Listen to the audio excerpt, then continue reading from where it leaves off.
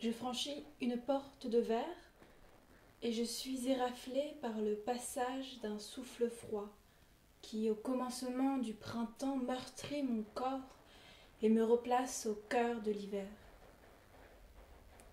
Je suis alors seule dans le cloître de l'ancienne abbaye et j'éprouve un léger malaise dans ce lieu autrefois interdit aux profanes.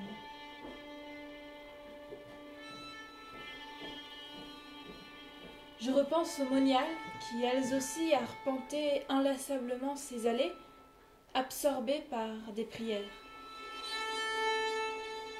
Je les rends présentes à mon esprit et je sens réellement leur présence virevolter autour de moi. Peut-être est-ce le souffle de leurs éternelles déambulations que je sens sur ma peau.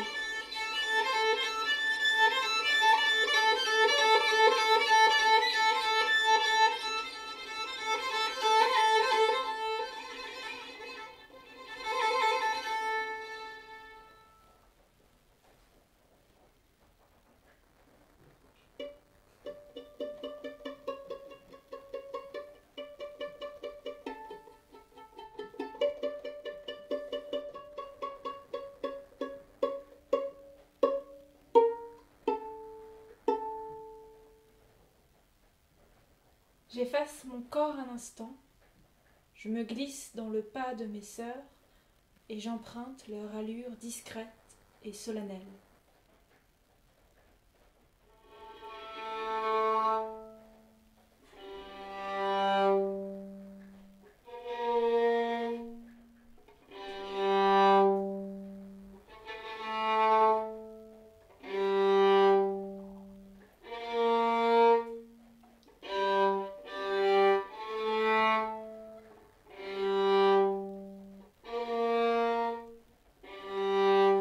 Je longe prudemment un long couloir, au carrelage en damier, au plafond haut, aux colonnes de pierre. J'arrive devant le péristyle. Un paysage ravagé par le souffle de l'hiver m'apparaît. Ou plutôt, est-ce un paysage dans lequel l'hiver s'est confortablement installé sans jamais se retirer? Tendrement, il continue de le bercer dans une longue caresse qu'il prodigue de sa large main glacée.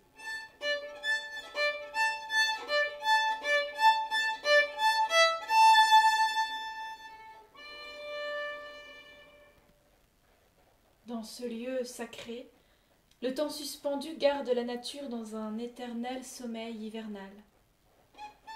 L'effort silencieux de l'anonyme démiurge, qui en ce jour réveille le cosmos de sa léthargie, n'a su le pénétrer. Ce retranchement me glace le sang.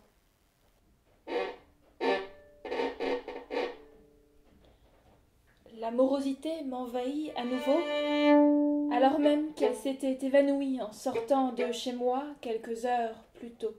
J'ai de plus en plus froid, et la contemplation de ce paysage endolorit mon corps de part en part. Je cherche un horizon auquel m'adosser, je regarde à droite, à gauche, puis derrière moi. Je vois le jardin intérieur verdoyant du cloître qui me rappelle la réalité vernale et calme ma subite mélancolie.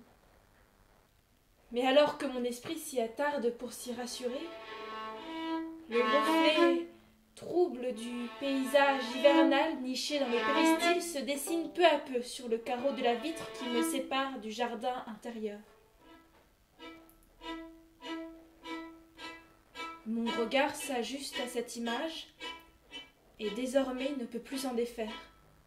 Ces deux paysages se superposent et je ne vois bientôt plus que celui tant évité. Je ne peux y échapper. Je me retourne donc et m'y confronte réellement.